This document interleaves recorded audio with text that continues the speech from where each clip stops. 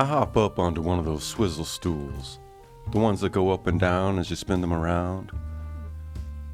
There's a stack of magazines behind the counter, the trashy ones. They're Cheryl's. Streetlights cut in through the upper windows of the diner that line the ceiling and paint big rectangles all the way to the other side of the room.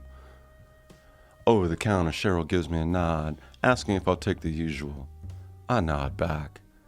Her gold hoop earrings flare out as she spins around to the kitchen. She hits the metal window twice. Warren's plate. Howdy, Warren. Hey, Mac. Cheryl turns back around and peers at me over the top of her pointed 60s glasses. She's leaning in for the scoop on the latest cop gossip. Now that has its obvious hang-ups. I mean, you give a mouse a cookie and it'll ask for some milk, but Cheryl, on the other hand, she could eat a whole bakery. But if there's anyone I'd trust rubber ducking ideas through, well, Princess would be first, but Cheryl's a close second. Hey, you got anything new for me? Nothing yet. Nothing substantial, that is. I did get a chance to take a peek at his room, though. We both put our elbows on the counter and bring our faces together like kids at a slumber party. Telling secrets that won't matter in the grand scheme of things. What do you think it is? Well, maybe nothing, or maybe something. Could be just your usual teen existential crisis, though. Based on his book selection, it's hard to tell. Cheryl brushes her brown hair back behind her ear. What books exactly?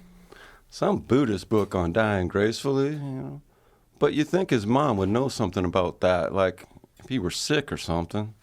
Yeah, you'd hope. But I haven't met her. I don't know. Order up. And the girl? Nothing yet. She puts a scramble down in front of me. There's a ketchup smiley face on it. Mac keeps it classy at this fine establishment. He smiles proudly from the window.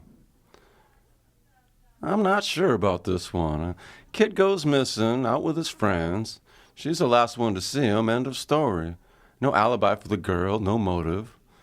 There's something she's not telling us, though, except for her rambling on about some nonsense or another.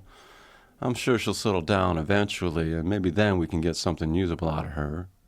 Well, I don't think it's anything sinister, but she's got a secret on the edge of that tongue, I can tell. I mean, he just can't be gone. Cheryl pours us each a cup of coffee.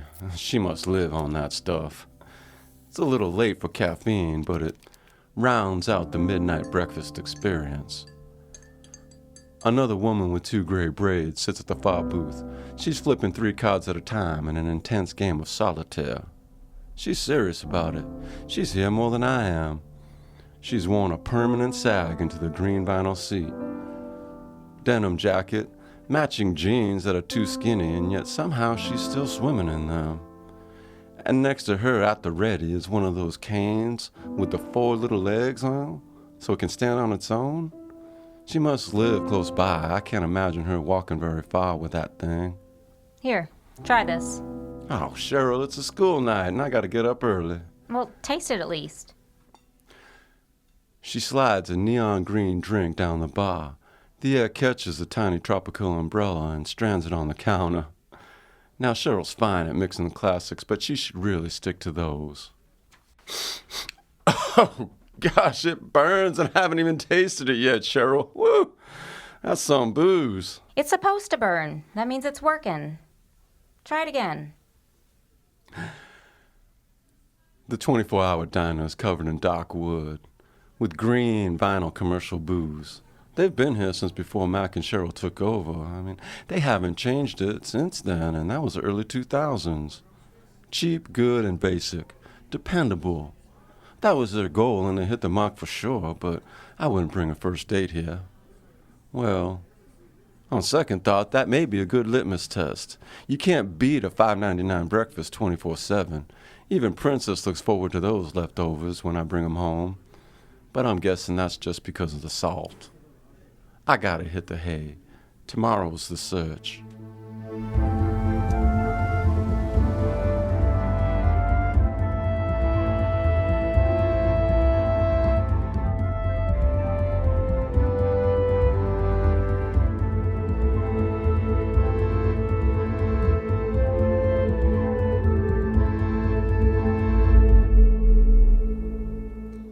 this is Cheryl. Thanks for listening to Husk. If you like what you heard, help keep us on the air. Rate and subscribe on iTunes. It's important. We'll be back next week with a new episode. Until then, do you know where Dmitri is? Let us know at info@huskpodcast.com.